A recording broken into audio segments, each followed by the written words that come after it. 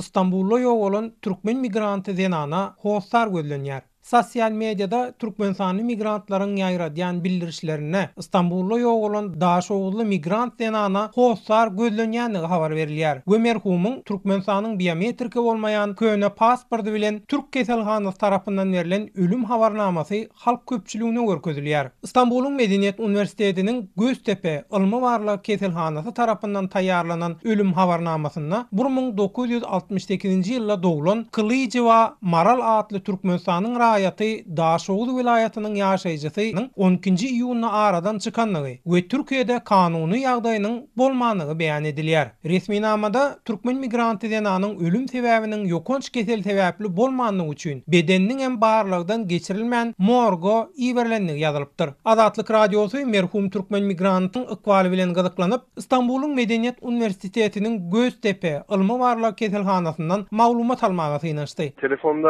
böyle bilgiler veremiyoruz. Kusura bakmayın o yüzden. Emma keselhananyň işgärleri telefonuna merhumlar barada hiç kime jikmejik maglumatyň berilmeýändigini, diňe howsarlar ýüz tutanly olara şeýle maglumatyň berilýändigini aýtdylar. Ýok bolan Daşowuzly Zenanyň bir öýde bile ýaşan owadoşynyň Azatlyk radiosynyň İstanbuldaky çeşmesine aýtmagyna görä, merhum owul 2 gezek damarlaryny açdyran ekeni. Biz 3 türkmen bolup bir kwartirada ýaşaýardyk. Owadoşym ýürek damar keselinden ejir çekýärdi. Ol restoranda işleýärdi. Şol gün ol eli ýüzi göweren ýagdaýda bitap düşüp restorandan öýe zordan özüni oklady. Biz oň ýagdaýyny owulana milýanlygymyz üçin derrew tiz kömek çağırdyk we oň ýany bilen öýdäki 3-nji joram keselhana gitdi. Keselhana baran madyny onu derrew reanimasiýa bölümine kabul edipdirler. Ýöne gynansaňam aradan ýarym saatdan geçmänke oň ölüm habaryny berdiler. Soň merhumyň İstanbulda işläp beren Daşowuzly garyndaşlaryna derrew maglumat berdik diýip ýok bolan zähmet migrantynyň jorasy gurrun berýär. Türkmenistanyň konsullugy Türkiýede aradan çykanlaryň öýüne iýermegine kömek edýär diýdiler. Biz merhum migrant Zenanyň ejesiniň aýallygyny ýagny daýdasy bilen Türkmenistanyň İstanbuldaky konsulluguna gidip ýüz tuttuk. Emma Türkmen konsulluguna bize hiç hili jogap bermediler. Keselhananyň morgy 43 güniň dowamynda merhumy almasaňyz İstanbuldaky howsarsyzlar gonamçylygyna özümiz äkidip jaýlar diýdiler. İstanbulda ýok bolýan türkmen zähmet migrantlaryny öýüne iýermek üçin 8.000 bilen 12.000 Amerikan dollarynyň arasynda pul sorulýar. Häzir oň howsarlarynyň şeýle puly töläp biljek ýagdaý ýok. Onsoňam türkmen konsullugy talap edilýän puly tölemän halatynda merhumy morgdan çykaryp öýüne äkitmek üçin gerek bolan resmi namany taýýarlap bermeýär. Sosial mediadaky bildirişlerde şoň üçin hem howsar gözlenýär diýip kömek sorap ýazyldy diýip Daşowuzly merhum zähmet migrantynyň owadoş jorasy sözleriniň üstüne ýetirýär. Sözü jemlesek Azatlyk radiosu